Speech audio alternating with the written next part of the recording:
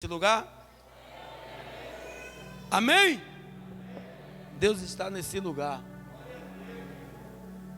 Disso eu tenho certeza. Quem achou 2 Samuel capítulo 9? Todos acharam? E disse, versículo 1, o epígrafe. E disse Davi: há ainda alguém que ficasse da casa de Saul, para que ele faça bem por amor de Jonatas. Deixa a Bíblia aberta. Alguém. Quando isso aconteceu, igreja, a Bíblia vai relatar que estava na calmaria reinal ali em Jerusalém, em Israel.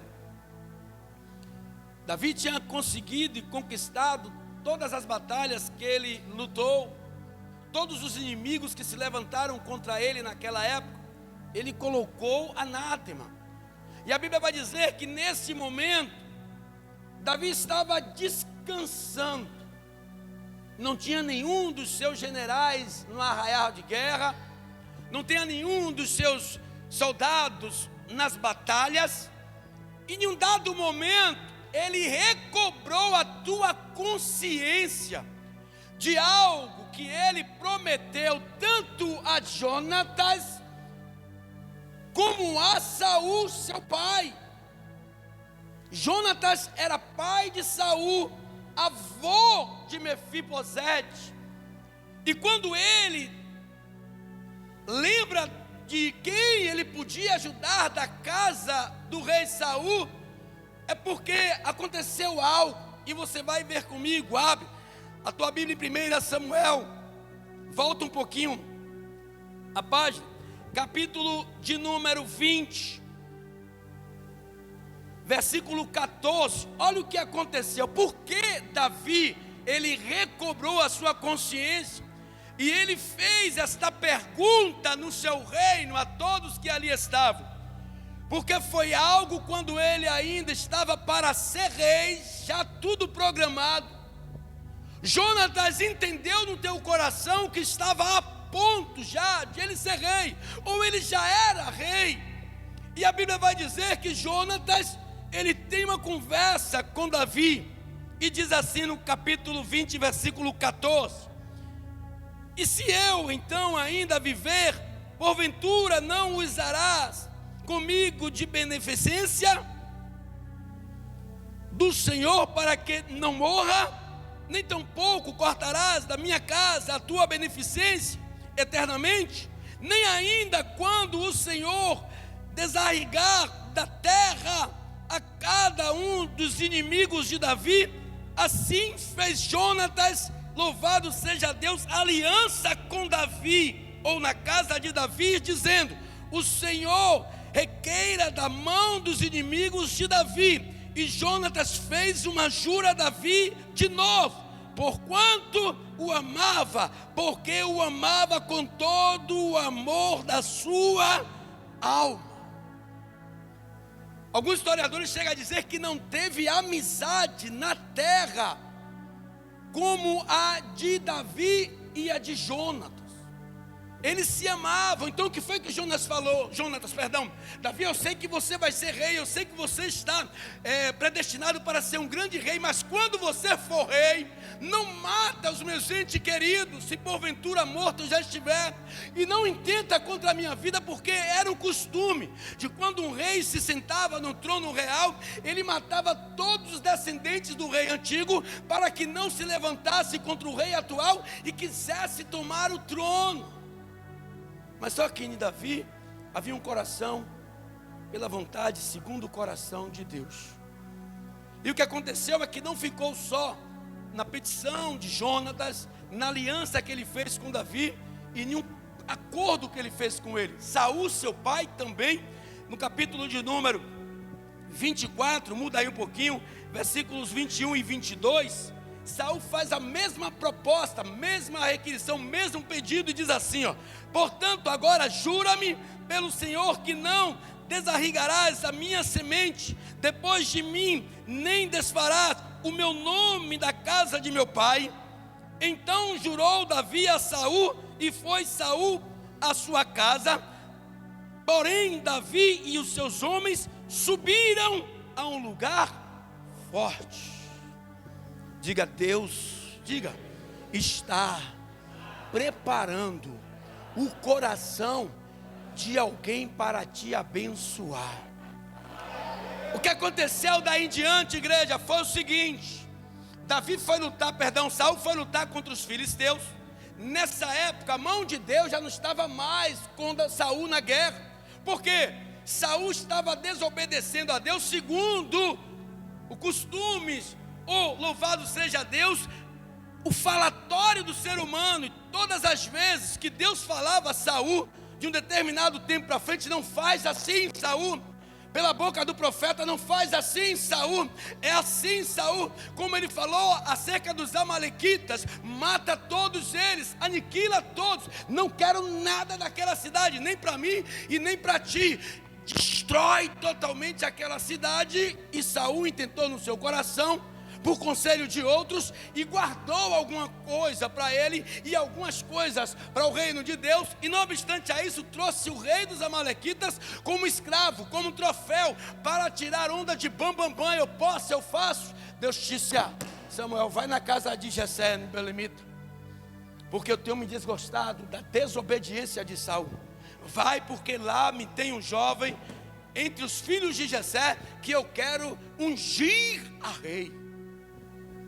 Daí então, Saul se levantou com raiva, com ira contra a vida de Davi, e começou a perseguir Davi para matá-lo.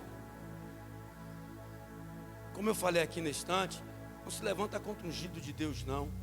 E a Bíblia vai dizer que em determinado momento, Saul chamou dos seus 3.000 homens para perseguir e matar a Davi. Só que o ungido de Deus não morre dessa forma. E quando ele, em um determinado momento, caminhando pelo deserto, Davi correndo dele, ele atrás de Davi, parecendo gato e rato, ele repousa no teu sono, e Davi e seus homens vê que toda a tropa dele estava dormindo. E aí Davi entra nos aposentos, na tenda de Saul, e aí os homens falam: Davi, mata ele agora, destrói ele, faz com que ele desista de seguir você. Ele disse: não, ele é ungido de Deus, e jamais eu vou me levantar contra o ungido de Deus. Porém, Davi pegou um pedaço da roupa dele, cortou, e quando ele despertou, tempos depois, Davi de longe mostrou a ele: entrei nos teus aposentos, cortei um pedaço das tuas vestes para você ver que eu não tenho nada contra você. Poderia te matar, mas quem sou eu para me levantar contra o ungido de Deus? E aí Saul ficou temeroso. Daí então, Saul vai para a guerra contra os filisteus, sem a proteção de Deus. E ele vê no arraial de guerra todos os seus homens sendo aniquilados. Porque, igreja, quem batalha as nossas batalhas é Yahvé. Quem luta nossas causas é o Senhor Todo-Poderoso. Quando Ele está no negócio, pode se levantar 27.000 contra 300, que não ganhará. Quem se levanta contra homens e mulheres de Deus não prevalecerá.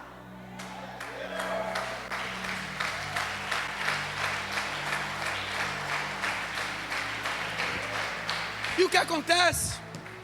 A guerra estava completamente ganha pelos filisteus.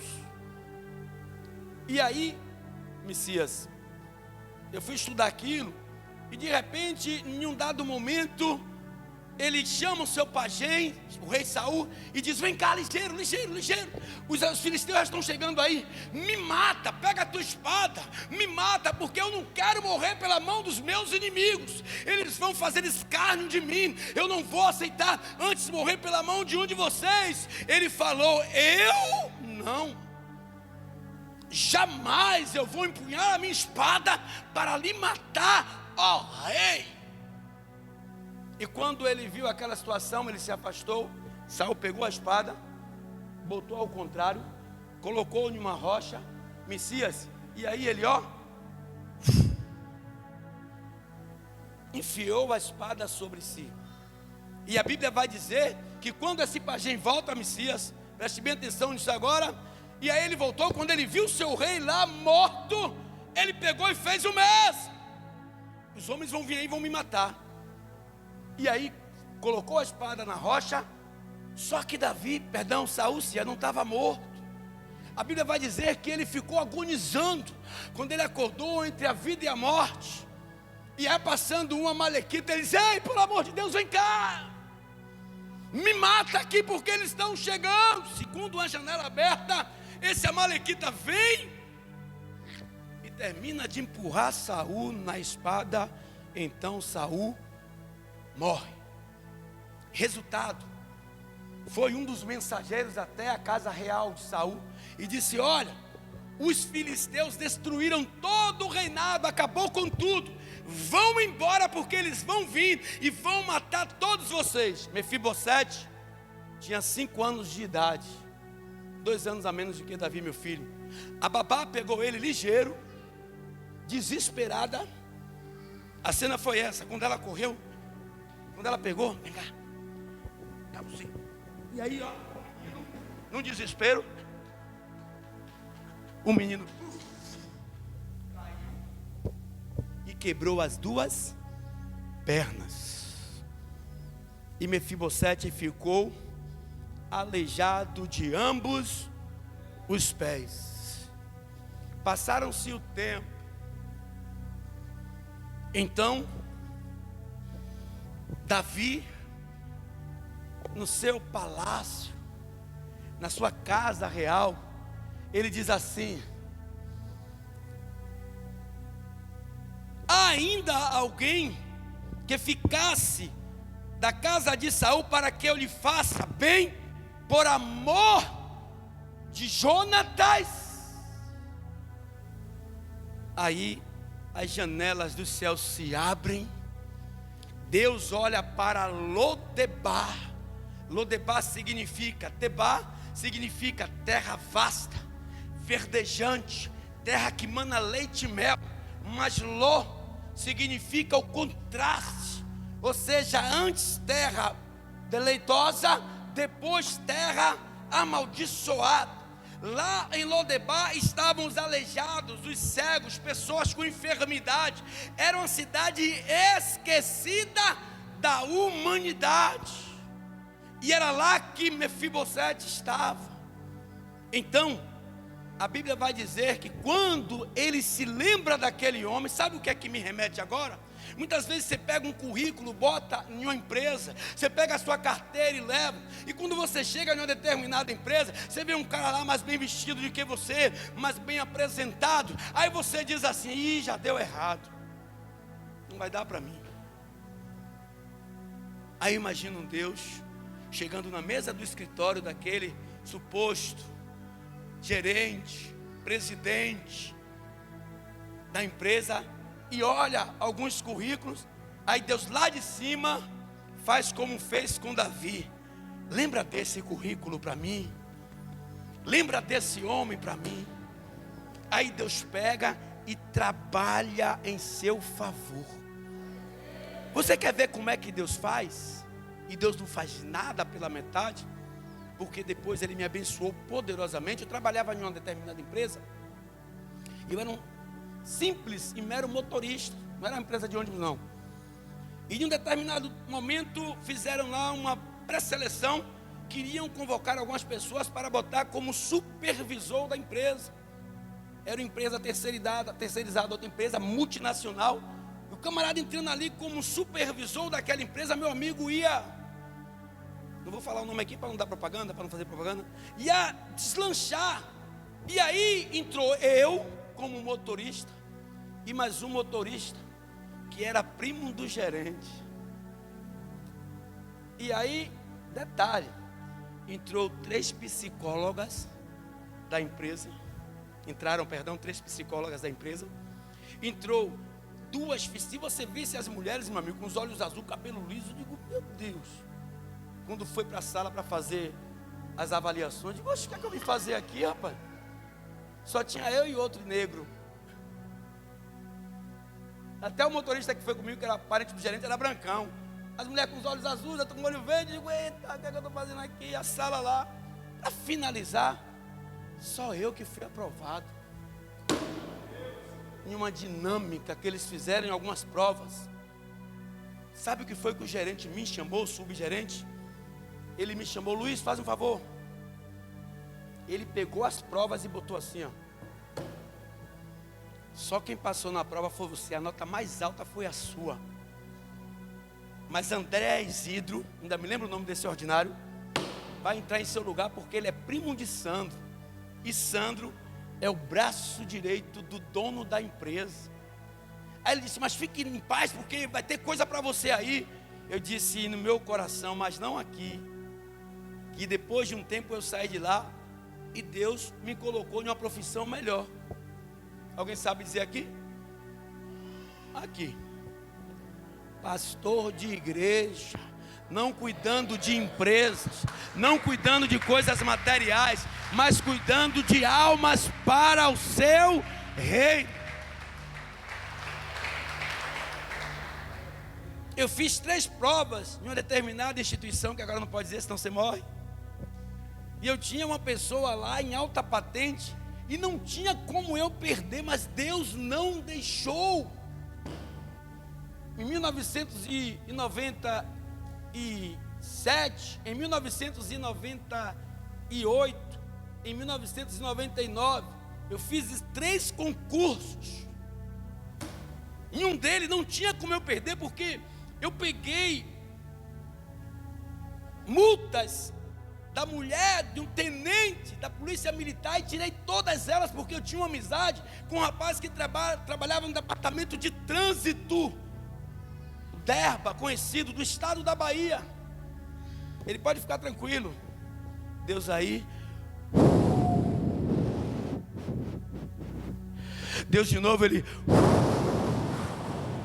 Na terceira vez ele. Aí eu fiquei sem entender. Eu digo, não é possível. Quando Deus manda, até o diabo ele tem que obedecer. Muitas vezes você está se queixando de algo que não deu certo ontem, algo que não deu certo no ano passado, algo que não está dando certo hoje. É Deus trabalhando em teu favor.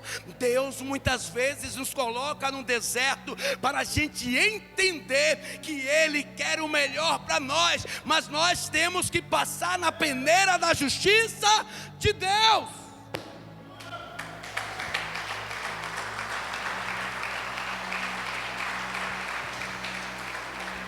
Aí, versículo 3, agora eu vou começar a pregar.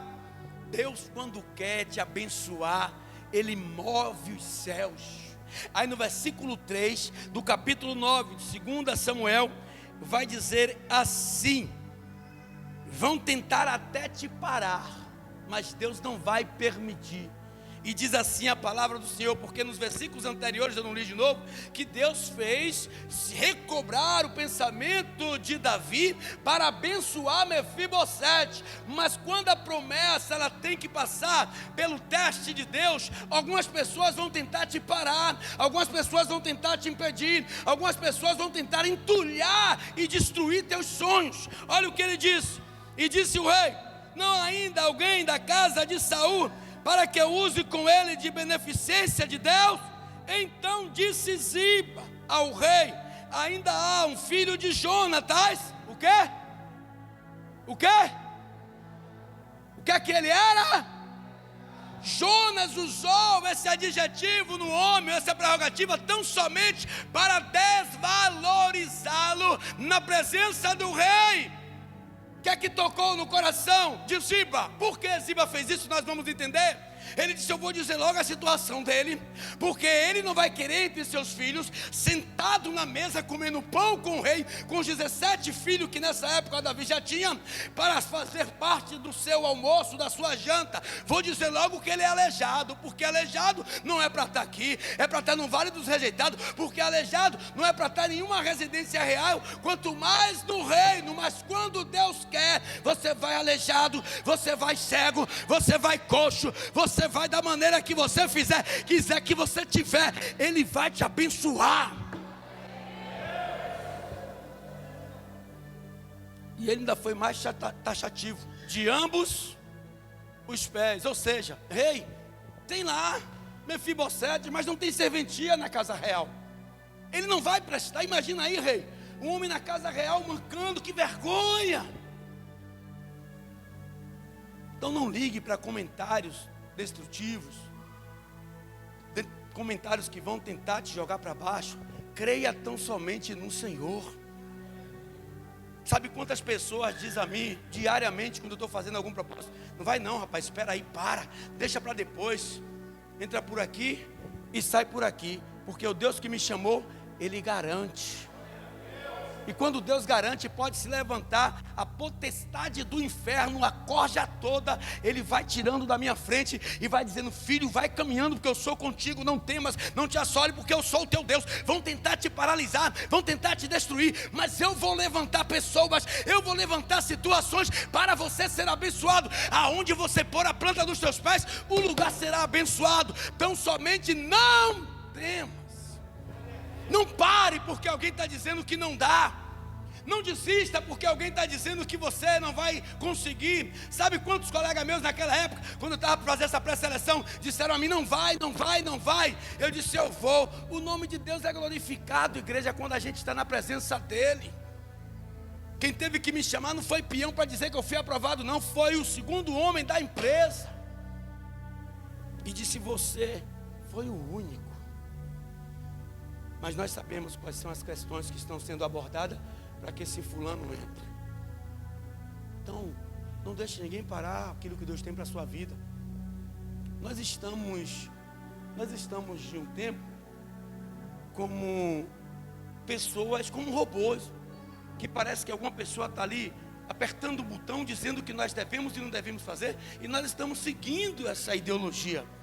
Olhe para o irmão que está ao teu lado, diga: você é livre. Diga: Jesus já te libertou num Calvário. Diga: você é livre.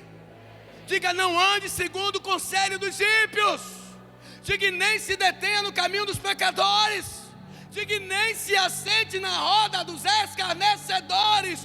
Antes medita na minha lei, e na minha lei medita de dia e de noite, porque eu estou apacentando você.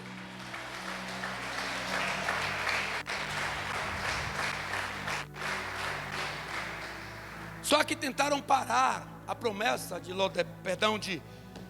Mefibosete em Lodebar. E no versículo 4, olha o que diz o rei: disse-lhe o rei: onde está? Ou seja, pode ser aleijado, pode ser o que for.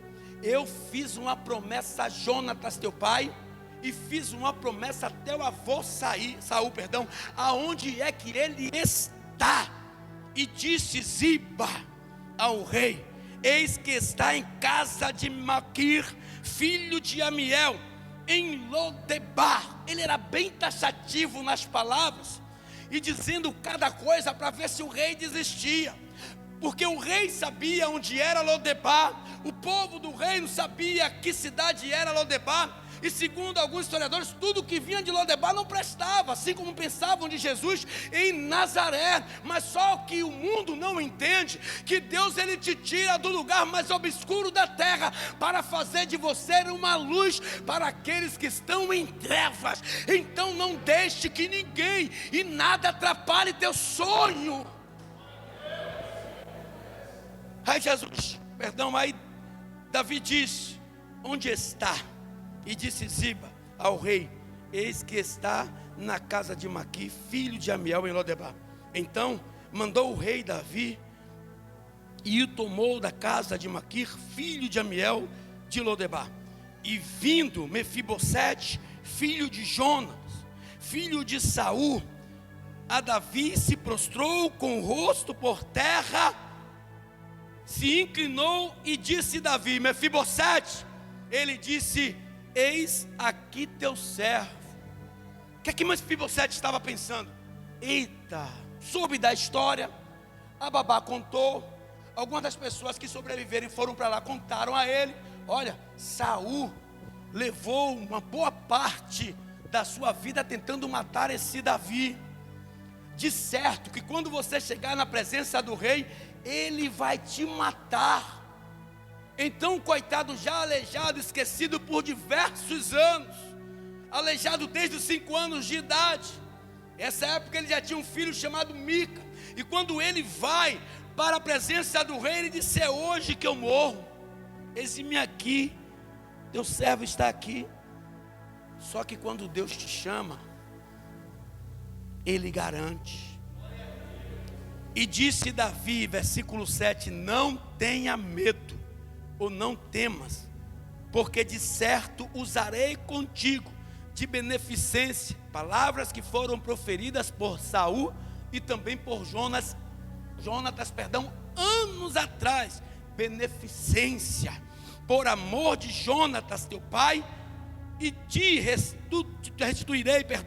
restituirei todas as terras de Saul teu pai, e tu de contínuo comerás pão na minha. Ou seja, ele deu a casa que Ziba vai ter, lá você vai ver, que devolver e trabalhar Ziba e os seus filhos e todos os seus criados para para Mefibosete. Mas entretanto, toda vez que Mefibosete fosse se alimentar, ele ia até a casa real e sentava com os 17 filhos de Davi, Absalão, Salomão e os demais, e comia na mesa do rei. Ziba tinha que estar como servo atrás de Jonatas, mandando os filhos dele carregar Mefibosete, e leva Mefibosete diante do rei. Ele se sentava e comia pão na mesa do rei. Quem está te vendo passar na prova e não está te ajudando, não se importe com isso. No momento vai ver você por cima e vai dizer: por que eu não ajudei? Por que eu não colei com ele e com ela quando precisava? Agora sou eu que preciso dele e dela. Com que cara eu vou pedir? Eu vou bater na porta dela. Então essa pessoa que está do teu lado aí, que você muitas vezes julga, muitas vezes você fica pensando coisas erradas, pode ser amanhã depois um líder seu em qualquer circunstância da sua vida. Então essa pessoa que está do teu lado é tão humana quanto você.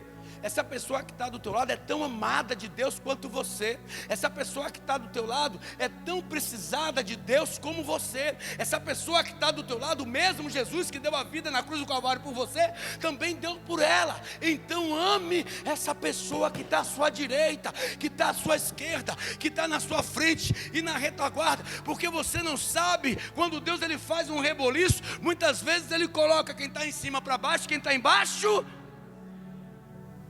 Então o que foi que Ziba fez? Usufruiu de tudo que era de Mefibosete. Mefibosete, anos em Lodebar, com medo de que pudesse morrer, não mais pelos filisteus, mas sim pelo próprio Davi, porque era o costume real que Mefibosete poderia se levantar e reivindicar o seu trono, porque era, louvado seja Deus, a hierarquia tinha que ser feita, era pai para filho e filho para avô. Davi não era da linhagem de Saul. Davi sentou no trono porque se casou com a filha de Saul, depois que ele destruiu e matou Golias, porque foi uma promessa de Saul, quando Golias ficou 40 dias humilhando os israelitas, defendendo ele os filisteus.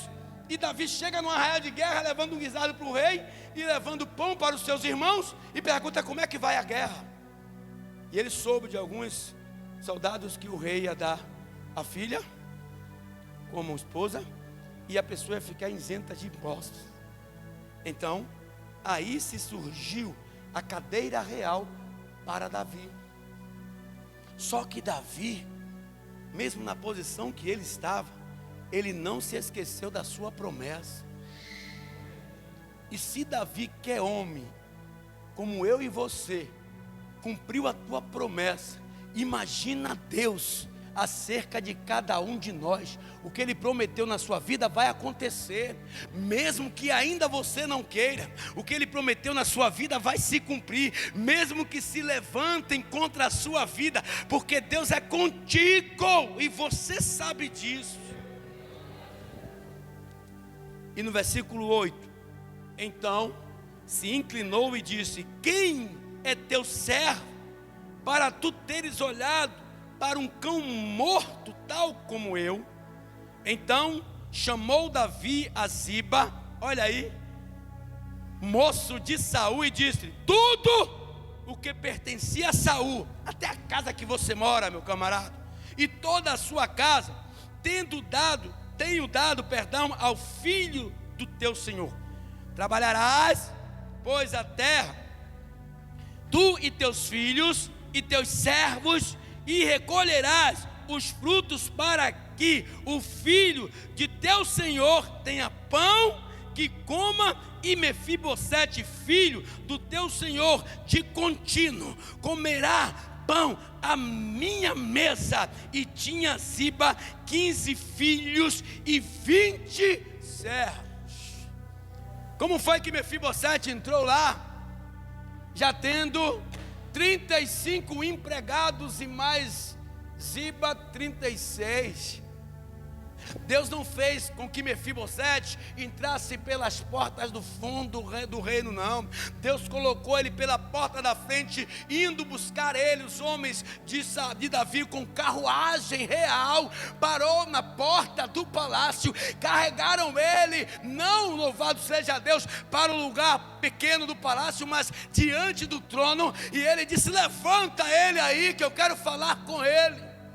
Tudo que era do seu pai, todas as terras, todos os empregados, todos os dinheiros que estão guardados, eu vou te dar. E todas as pessoas que trabalhavam para seu pai e seu avô, hoje serão seus escravos. E ainda te digo mais, Mefibosete, mesmo tu tendo casa, mesmo tu tendo empregado, mesmo tu tendo comida, todos os dias eu quero que você sente com os meus 17 filhos e coma comigo a comida real.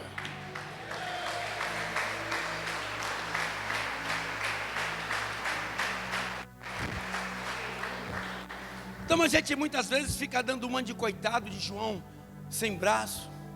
Levanta, mulher, erga a cabeça, tempo de chorar já passou.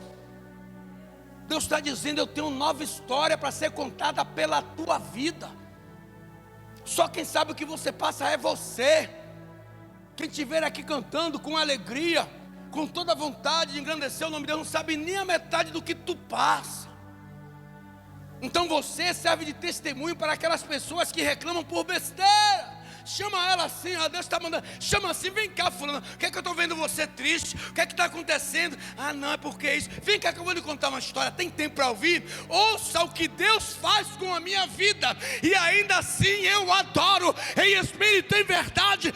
Então sai desse calabouço e vem adorar o meu Deus, que Ele vai mudar a tua história. Andarahas Iribi canta narabas.